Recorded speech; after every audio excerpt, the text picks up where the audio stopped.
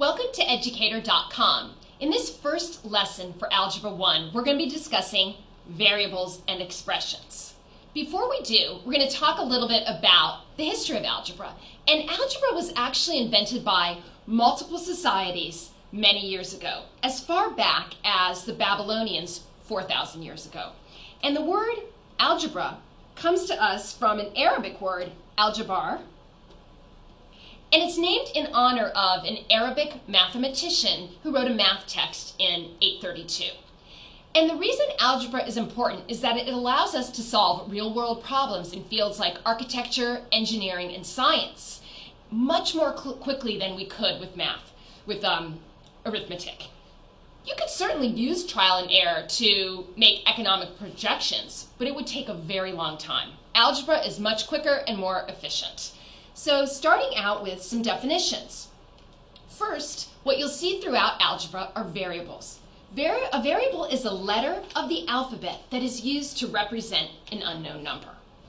And it could be any letter, but the most common ones that you're going to see are X and Y. So when you see these letters, it's telling you we don't know what this value is. It could be, and we can substitute in different values for X and Y, but when you're working with it in an equation, you can manipulate it using operations such as addition and subtraction, just like you did in arithmetic. Okay. An algebraic expression consists of variables and numbers that are combined using arithmetic operations. For example, an algebraic expression is 5x squared plus 2x minus 3. And what I have here are some variables, x squared and x. I have numbers, 5, 2, negative 3, and I have operations.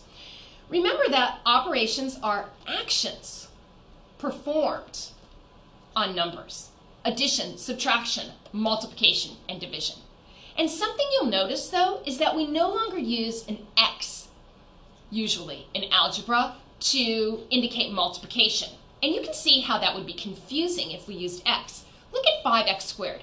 What I'm actually saying is 5 times x squared. But if I were to write that as 5x x squared, that would be very confusing. Because is this saying times or is it another variable? Therefore, to indicate multiplication, there's a couple things that can be done. We can either put a dot, so you'll see this, 5x squared, or frequently, we just put the two numbers right next to each other, 5x squared. So 5x squared really means 5 times x squared. In this first example, we're going to take a sentence and write an algebraic expression for it. And it's a similar idea to writing an expression for a problem in using arithmetic, where no variables are involved. You take a similar approach. The first thing I'm going to do is look at what operation or operations are being performed.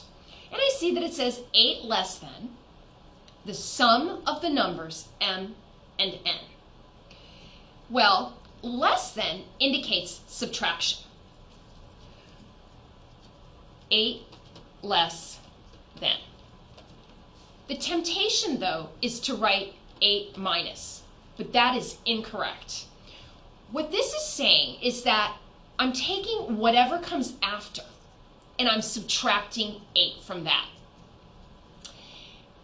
If I say that the number of apples that Justin has is 8 less than the number of apples that Haley has, I'm going to take the number of apples Haley has, say 15, and subtract 8 from that.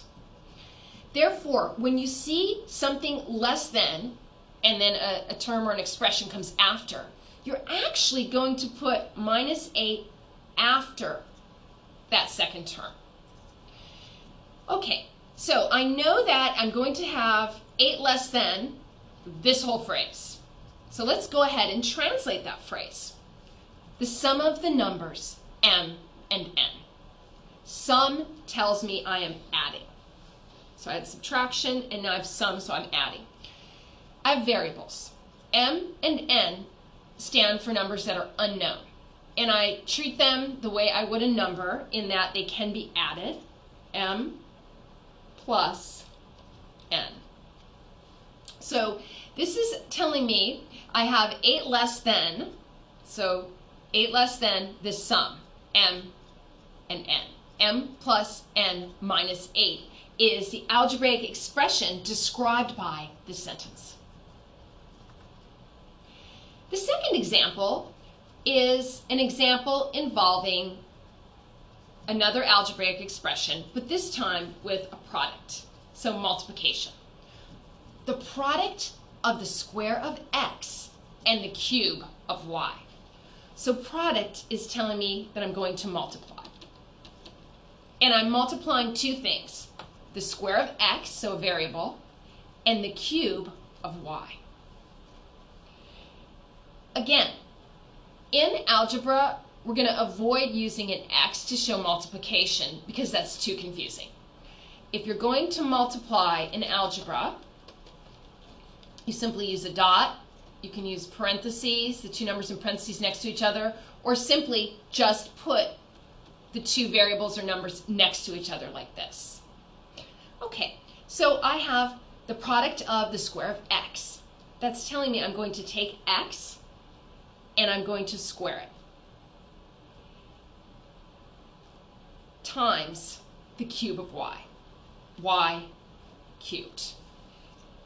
So this is x squared times y cubed. Or I could have even just left the dot out and written it as x squared y cubed with no dot in between. This one's a bit longer and more complex. Write an algebraic expression for the sum of 3 times a and 6 divided by the difference of 4 times f and 7 less than c. So let's take this one section at a time. This first clause before the comma is the sum of 3 times a and 6 divided by.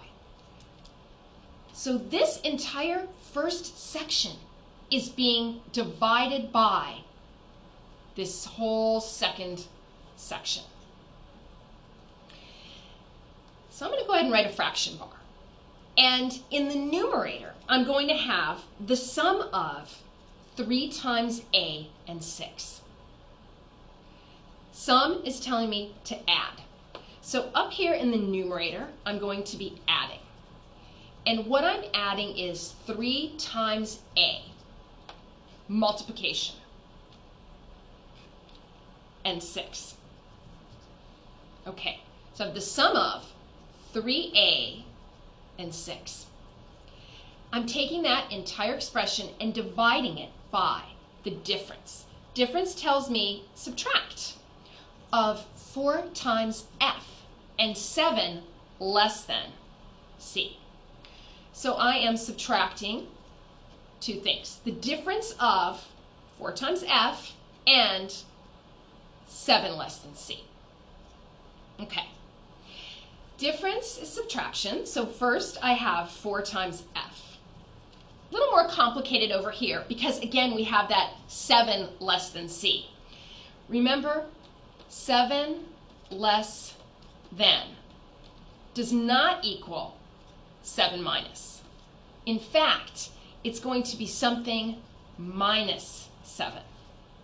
What this is telling me is that I have c, and I'm going to have 7 less than that. I'm going to take 7 from c.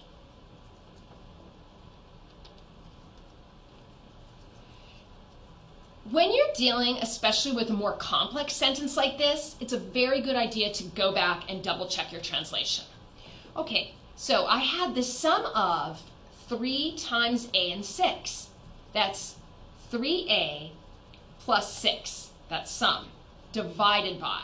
I'm dividing that sum by the difference of 4f, so 4f minus 7 less than c, which is c minus 7.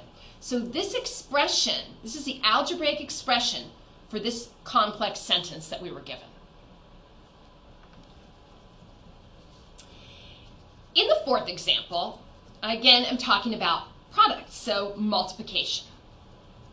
The product of 4 times x squared and 5 less than 2 times y. Product. So I'm going to be multiplying two things. I'm going to be multiplying two things. And I look at what I'm multiplying, and it's 4 times x squared. It's asking me to multiply that and, so I'm multiplying 4 times x squared and 5 less than 2 times y. 5 less than, we've got that by now, that I'm going to put the minus 5 last. Therefore, I have 2y minus 5. So it's 5 less than 2y. Going back, because even though this was short, it was somewhat complex, I'm going to go back and check this. The product of, so I am multiplying. And what I'm multiplying is 4 times x squared and 2 times y minus 5. Okay, today we introduced some definitions that are going to be used in algebra and talked about how to translate a sentence into an algebraic expression. Thanks for visiting educator.com.